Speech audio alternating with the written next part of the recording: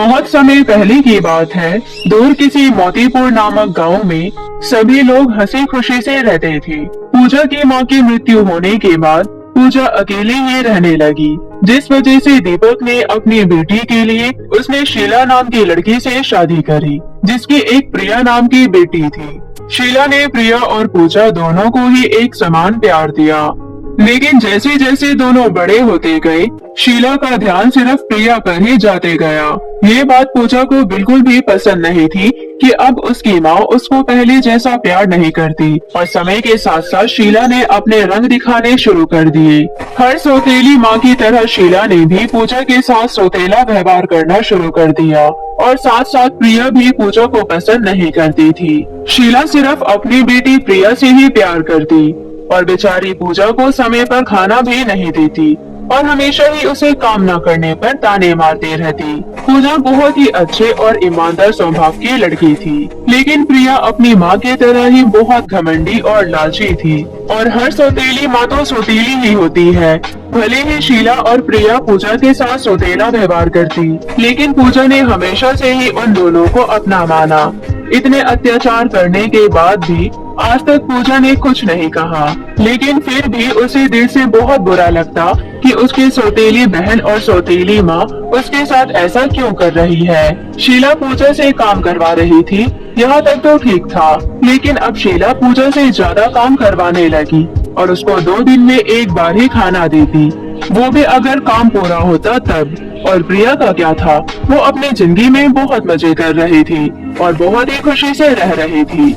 वो अपनी माँ को बिना बताए भी कहीं घूमने चली जाती तो शीला उसे कुछ नहीं कहती, और अगर वही पूजा किसी काम से बाहर जाती तो शीला उसे मारती और खाना भी नहीं देती। दीपक को इन सारी बातों का कुछ नहीं पता था, क्योंकि दीपक के आते ही दिखाने के लिए शीला घर के काम करने लगती और पूजा के ऊपर प्यार जताने लगती। पूजा डर से कुछ नहीं बताती थी, क्योंकि शीला ने उसे धमका रखा था। अब वो यही सोचती थी कि इससे अच्छे तो वो अकेली ही रहती, क्योंकि उसकी सौतेली माँ के आने से उसके ऊपर बस अत्याचार ही हो रहा था। जब भी दीपक आता तो पूजा चाहती कि वो सारी बातें अपने पिता को बता दे, लेकिन फिर उसे अपनी माँ की बात याद आती है कि शीला ने कह रखा था कि अपने पिता को ये सारी बातें नहीं बताना, वरना वो उसकी बहुत पिटाई करेगी। और यही सोचकर पूजा ने अभी तक अपने पिता को कुछ नहीं बताया।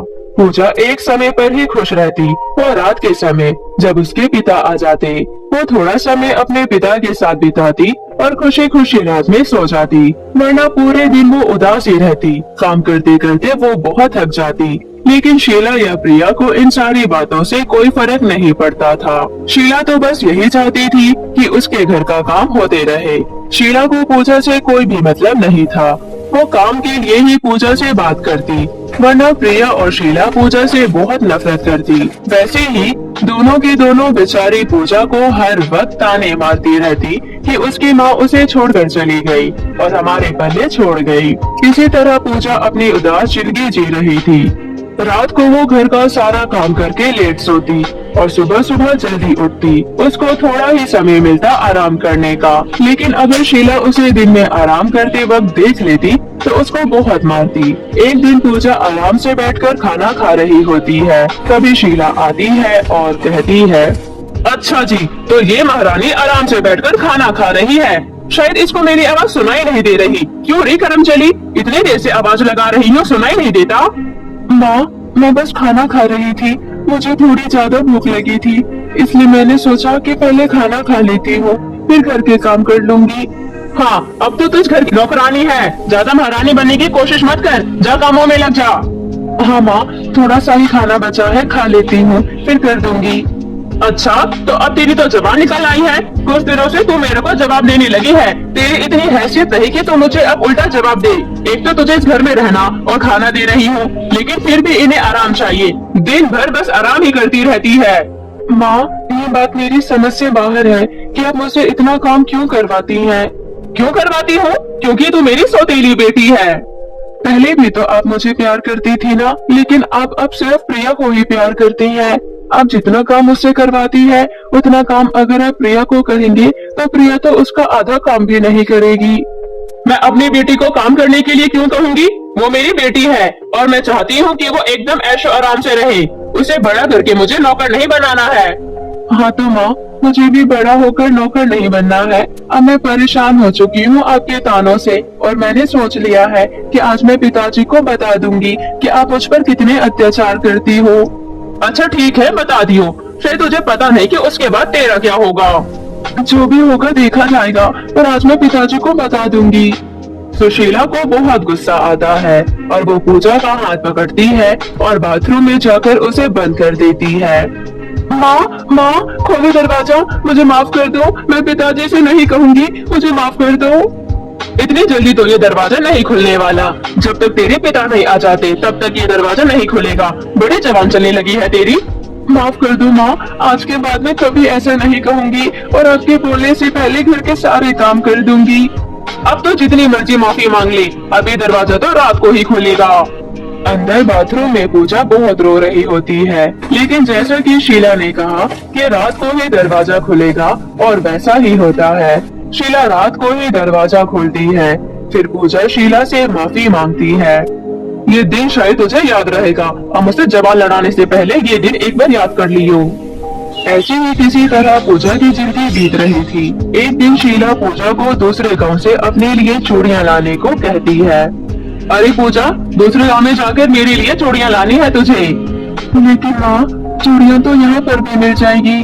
मैंने बोला ना तुझे उसी गांव से चूड़ियां लानी है। मैं हर बार उसी गांव से चूड़ियां लाती हूँ, वहाँ पर चूड़ियां बहुत अच्छी मिलती है। माँ, हर बार आप जाती हैं, तो इस बार भी आप चले जाइए, क्योंकि मैं अकेले इतनी दूर कैसे जाऊंगी। कैसे जाएगी का क्या मतलब है? इतना भी दूर नहीं है वो गांव, बीच में एक जंगल पड़ता है, चली जाइयो। पूजा ने अपनी माँ को ज्यादा बातें नहीं बोली और वो उदास मन से ही दूसरे गांव की तरफ निकल पड़ी। जैसा कि शीला ने कहा था कि बीच में एक जंगल पड़ता है, वैसे ही गांव के बीच में एक जंगल पड़ता था। जब पूजा जंगल में पहुंची तो उसे थोड़ी भूख लगने लगी और वो जंगल में आकर फल ढूंढने लगी। थोड़ी दूरी पर जाने के बाद उसे एक फल का पेड़ दिखाई दिया। उसने फल तोड़े और वो थोड़ी देर बैठकर खाने लगी और जब वो आगे गई तो उसे वहाँ पर एक गुफा दिखाई दिया और गुफा के अंदर दो रास्ते थे। तभी वहाँ पर एक जादूगरनी प्रकट हुई। गुफा के अंदर जादुई दो रास्ते हैं, एक अच्छाई का है और एक बुराई का। अच्छाई के रास्ते पर तुम्हें बहुत सारा ज्ञान और शक्तियाँ मिलेगी, लेकिन बुरे रास्ते पर तुम्हें बहुत सारा पैसा धन मिलेगा। अब तुम बताओ तुम्हें कौन सा रास्ता चुनना है। मैं अच्छाई के रास्ते पर जाना चाहती हूँ। माँ ने मुझे हमेशा सिखाया है कि ज्ञान से बढ़कर कोई चीज नहीं होती। पैसा तो आता रहेगा, लेकिन ज्ञान से बढ़कर कोई चीज नहीं। मैं अच्छाई के रास्ते पर जाऊंगी। ठीक है, तुम अच्छाई के रास्ते पर चली जाओ। और फिर पूजा अच्छाई के रास्ते पर चली जाती है। अच्छाई के रास्ते पर जाते ही उसे एक बूढ़े बाबा दिखते हैं। उन्हें बहुत प्यास लग रही होती है। बाबा जी, क्या हुआ? आपको कुछ चाहिए? बेटी, मुझे बहुत तेज प्यास लगी है, मुझे पानी पिला दो। फिर पूजा अपने चारों तरफ देखती है। थोड़ी दूर जाने के बाद उसे एक नदी दिखती है।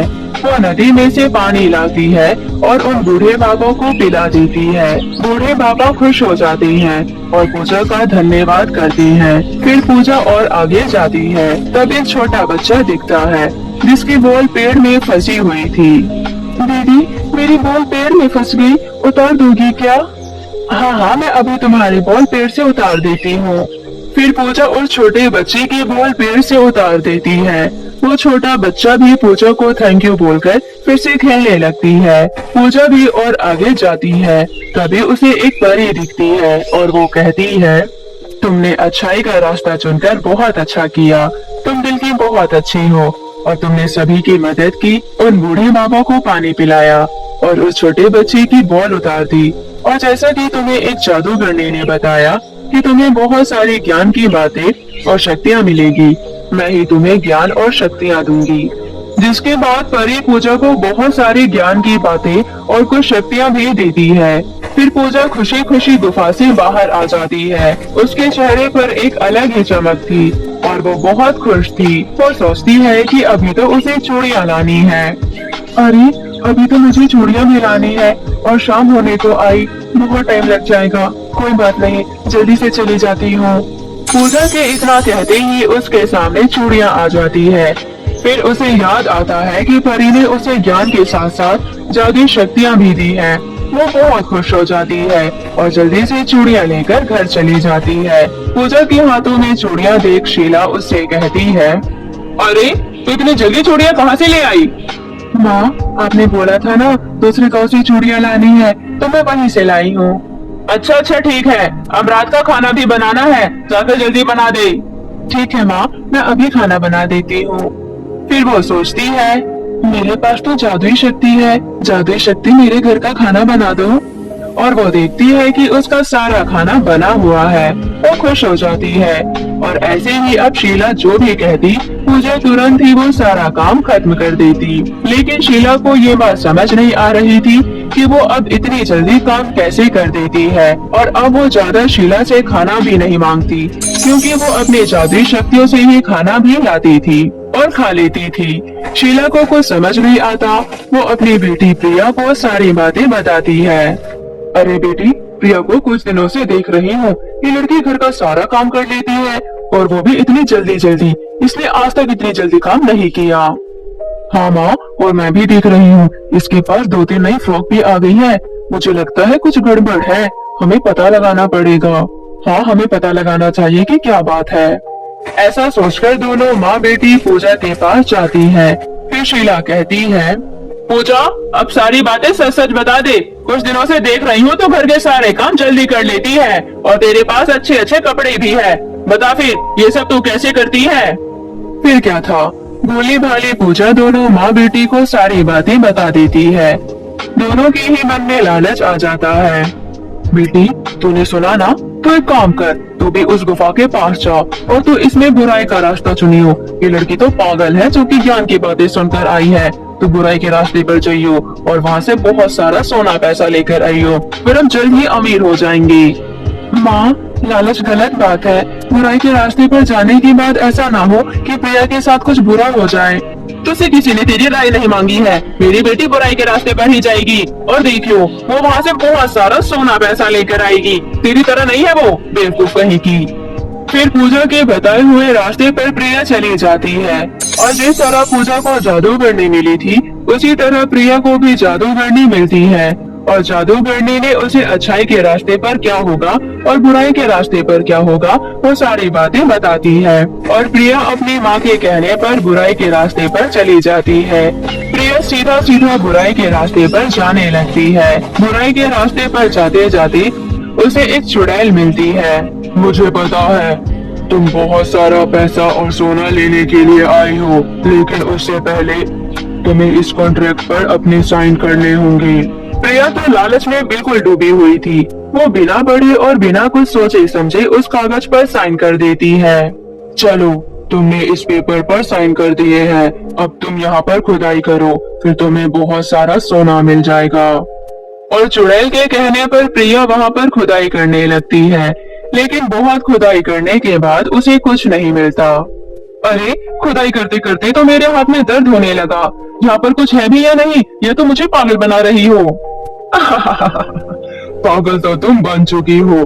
तुमने बिना पढ़े इस पेपर पर साइन कर दिया। इसमें लिखा था कि तुम्हें अपना एक पैर मुझे देना होगा और कॉन्ट्रैक्ट के मुताबिक अब तुम्हें मुझे एक पैर देना ही पड़ेगा। नहीं नहीं, ऐसा नहीं हो सकता। मैं तुम्हें अपना पैर नहीं दूंगी। ये सारी बातें तुम्हें मुझे पहले बतानी चाहिए थी ना।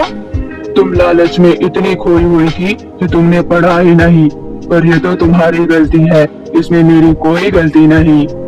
प्रिया मना करती रहती है, लेकिन फिर भी चुड़ैल प्रिया का एक पैर निकालकर अपने टूटे हुए पैर लगा देती है और खुश हो जाती है। फिर प्रिया वहाँ से उदास मन के आ जाती है और जब वो घर जाती है तो उसकी माँ देखती है कि प्रिया का एक पैर नहीं है। अरे बेटी, ये कैसे हुआ? माँ, उस चुड़ैल ने मेरे एक पैर ले लिया। मैंने कहा था ना माँ, बुराई के रास्ते पर जाने के बाद प्रिया के साथ कुछ